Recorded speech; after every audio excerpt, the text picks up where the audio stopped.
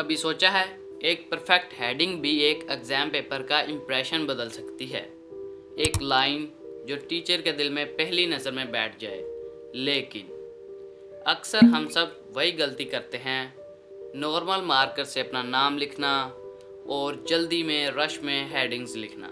Result paper तो लिख लेते हैं लेकिन इम्प्रेशन खो देते हैं। नाम लिखना सिर्फ आइडेंटिफिकेशन नहीं होता, ये तुम्हारी आइडेंटिटी का सिग्नेचर होता है।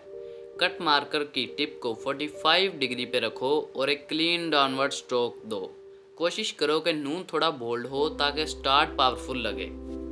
जिस तरह पहला इंप्रेशन एक इंसान के लिए सब कुछ होता है, वैसे ही नाम का लिखना पेपर का मूड सेट कर देता है बड़े लोग। तो दूसरी हेडिंग है हिस्सा 2। ये हेडिंग एक ट्रांजिशन होती है, एक नया चैप्टर, एक नई वाइब। कट मार्कर से हॉरिजॉन्टल बेसलाइन को स्टेडी रखो और हिस्सा के स्वाद को जरा लिफ्ट दो, वो रॉयल टच देता है। और हाँ, अगर लाइन थोड़ी टेढ़ी भी हो जाए, डोंट पैनिक। टेढ़ी लाइन भी परफेक्ट लगती है, बस कॉन्फिडेंस सीधा रखो।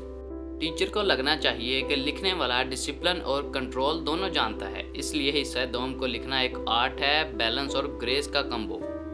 नेक्स्ट हेडिंग इज अशार। यहाँ से beauty mode on. Cut marker से हर शीन का कर्व एक वेव जैसा बनाओ, सॉफ्ट, फ्लोइंग और म्यूजिकल। क्यों? क्योंकि ये हेडिंग पोइट्री का आगाज है और लिखने वाले का जज्बा रिफ्लेक्ट करती है।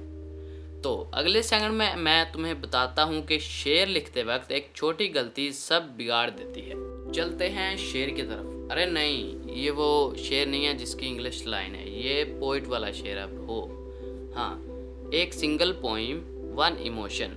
लिखते वक्त आइन और रे के दरमियान थोड़ा गैप रखो, इससे रीडेबिलिटी बढ़ती है और लिखा हुआ साफ और क्लासी लगता है ब्रो।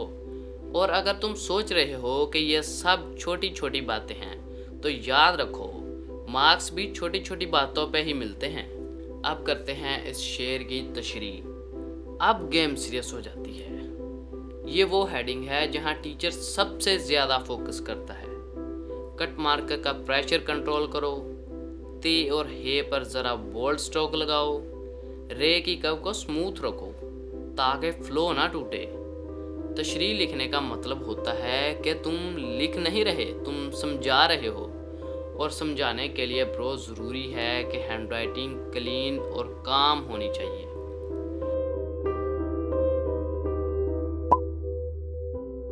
अगला वर्ड सबसे डेंजरस है क्योंकि उसमें गलती करने का चांस सबसे ज़्यादा होता है। लेकिन इससे पहले एक हिडन सीक्रेट सुनो। बहुत लोग तशरीह लिखते हैं नॉर्मली, पर असली लिखाई का रॉयल टच तब आता है जब तुम लिखते हो इसे दांतों वाले शीन से। देखा, ये सिर्फ लिखाई नहीं, ये एक डिफरेंस ऑफ क्लास है। बस एक गलत कर्व और शीन बन जाएगा सीन का सीन। मार्कर पे कंट्रोल लो क्योंकि ये लिखाई तुम्हारा सिग्नेचर बनेगी। और अगला वर्ड लिखने से पहले रेडी हो जाओ, मैजिक अभी बाकी है ब्रो। मुख्तसर।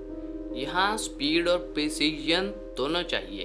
कट मार्कों को ज़्यादा टिल्ट मत करो वरना खे का लूप हैवी लगता है।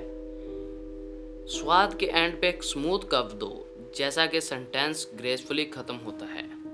और हाँ, अगर मुख्तसर लिखने में टाइम ज़्यादा लग गया तो आयरनी समझ लो, वर्ड का मतलब ही शॉर्ट है ब्रो।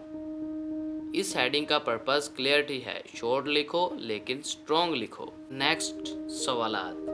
एग्जाम के बैटलफील्ड के सबसे पहला सिग्नल सवालात। यहाँ लिखते वक्त स्ट्रोक कंसिस्टेंस रखो और हर लेटर के बीच एक इक्वल रिदम। जैसे हर क्वेश्चन एक इक्वल अपॉर्चुनिटी है मार्क्स जीतने की। पर जवाब लिखने से पहले हेडिंग ही डिसाइड करती है कि टीचर रेडी है या board. Now it's time to write जवाब ऑफ दीज सवालात। अब फाइनल स्ट्रेच है। जीम की कर्व स्मूथ और ओपन रखो, कॉन्फिडेंस दिखता है। ते के एंड पे एक फिल्म स्टॉप दो ताकि क्लियर को फील कर सको। जवाबात लिखना सिर्फ लिखाई नहीं, एक पर्सनैलिटी स्टेटमेंट है। जिसका हैंडराइटिंग कॉन्फिडेंट होता है उसका पेपर रिस्पेक्ट अर्न करता है, वो भी मार्क्स से पहले। और अगर तुमने अभी तक मार्कर उठाया नहीं तो सीरियसली किस चीज़ का वेट कर रहे हो? देखो, तुमने अब सीख लिया है कि कैसे कट मार्कर से उर्दू हेडिंग्स को एक आर्ट फॉर्म में बदला जा सकता है। पर कहानी यहाँ ख़त्म नहीं होती, because everything start from one letter and that letter is अलिफ। सो क्लिक हेयर एंड मिलते हैं वहाँ। अल्लाह हाफिज़।